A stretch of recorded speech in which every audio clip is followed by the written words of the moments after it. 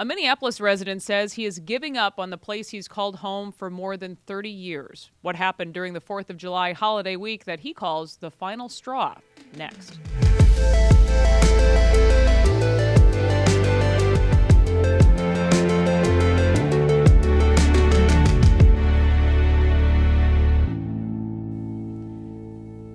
Matt Gulseth is my guest. Matt, thank you for being here. Thank you. Let's say it was anything but a quiet 4th of July week where you live, near the West Bank of the U of M. But this is actually after all of the chaos that followed the evening of the 4th of July. A couple days later when this happened. Tell us about just a morning walk that you took, and this was on Thursday. Yeah, it's kind of frustrating as you know how the heat was built up over the weekend, and I call it San Diego weather, where it's just perfect weather. And the reason people live in San Diego, we had in Minneapolis on July 6th. Humidity was down. It was 6:30 in the morning. I decided to go for a walk. Sun's rising. As I'm working down my way to the West River Road, right by the West Bank area, towards Bohemian Flats Park, I heard some fireworks going off, loud fireworks. And once I got down to the Bohemian Parks area, I got on the parkway, walked towards the park, and got by the park entrance where the cars can drive in and out. And as I was approaching, I could see at least 6, possibly 12. There was at least 2, possibly 3 cars of, my guess is 14 to 18-year-old Somali kids. I'm familiar with the neighborhood because I'm in the Cedar Riverside area, blowing off the fireworks, right? And as I got to the park entrance, a car approached me, and one of the Somali youth was driving, and there was a passenger in the back seat, and he said, "We're just having fun. You know, we're just having fun here." And I said, "Well, maybe your fun shouldn't be waking your neighbors up before 7 o'clock in the morning." And he said, "We're just having fun." And right about that time, I noticed to my left one of his other buddies approaching me, and I'm not sure if he flew. Bottom line is the fireworks went off on the left side of my head. Didn't hurt my face at all, but I went to the hearing audiologist today. It's down 15 to 25 decibels in certain frequencies right now. So I hope it isn't permanent, but it could be bad long term. Unbelievable. So It was a pretty morning, though. You have a good sense of humor. I know this, but it's just unbelievable. You're steps away from your home taking a morning walk, and you can't even do that anymore in Minneapolis. It's disappointing because of the emboldened nature of the population. And I'm tired of the political correctness. We can call them youths. And I'm tired of the systemic claims. I mean, we've got systemic stupidity in our community with regards to decisions being made, whether it's family, whether it's our political officials. I think we're too busy scapegoating one particular group in our community, but we're failing in so many ways. But let's just start with kids that are 14 to 18 years old, and let's use the appropriate labels. These are punks, these are thugs, these are hooligans, ruffians if you're in your 80s, I guess. But bottom line is, we used to call this out. You know, if you're a parent to these kids, you should be humiliated and embarrassed. And the fact that one of our political leaders last year called this out and said, Somali parents, get control of your kids, and was vilified for that. And I know, Matt, you called 911 after this happened, and then you actually end up going to the precinct to file a police report. But that's part of this story also, right? That there's not even much they can do.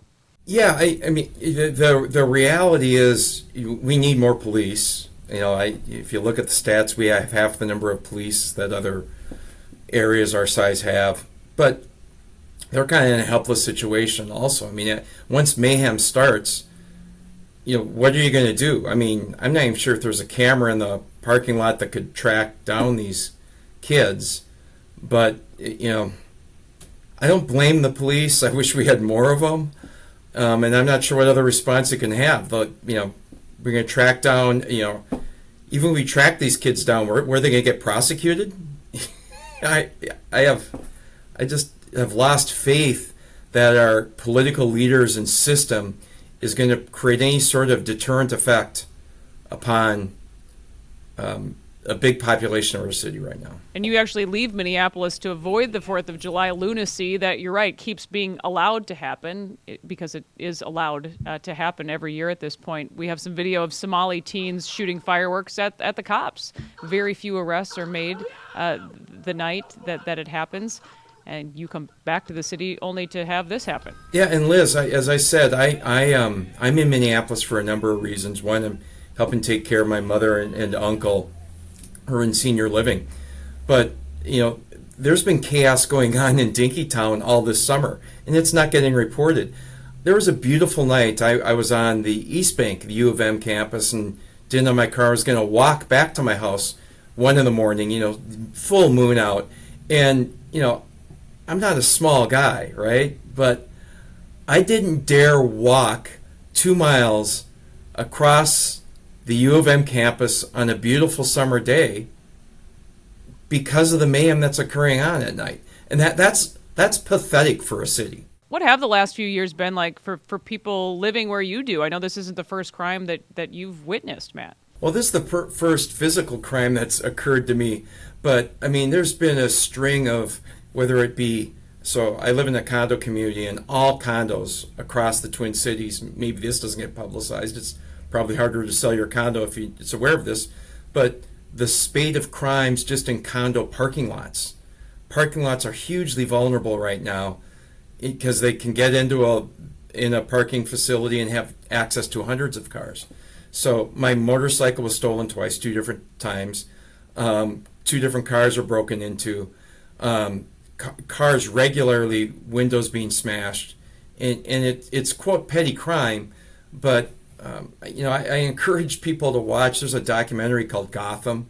It's about the rise and fall of New York City, and it goes all the way back to the 60s. And the sad thing is Minneapolis is starting to live that first part of New York where we're just letting crime happen, not letting it enforce the petty crimes, people riding public transit without paying for it. Those little things add up, and to the point where you just don't have accountability anymore. Those kids, the pictures of kids shooting fireworks at a police squad, what does that tell you about our community right now? And that starts, by the way, with a family, whether it be a parent, a singular parent, or a community around that parent, saying, hey, this is ridiculous, don't do this. And you've lived in Minneapolis for more than 3 decades, as you've said, and loved it at one point. This is the city where you chose to live after school at the University of Minnesota. And it must be pretty hard to kind of give up on it at this point. It is. I'm faithful. I believe despair is a sin.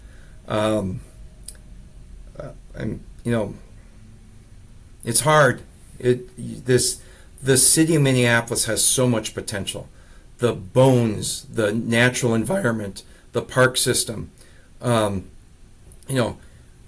I've lived here since '89 and saw what I call the glory days, where you could walk around Lake Calhoun and there was a thriving environment, and you could go to Uptown and there'd be restaurants open, and all folks of all types and varieties were walking around, right?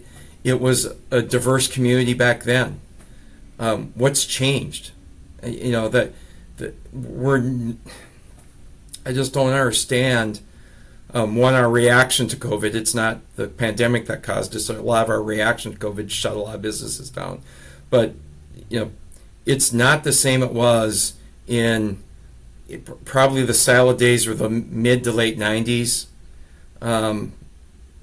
But just remembering what Minneapolis used to be compared to what it is now. There is this consistent message, Matt, from City Hall: crime is down, crime is down.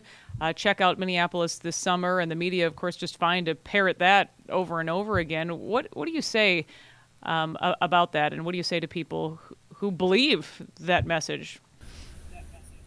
Well, I call it the denominator effect. As far as I'm a math minor from college, getting all the data. I've given up reporting, so I highly doubt all the crimes that are occurring are getting reported, because there's despair in the fact that what's going to get done.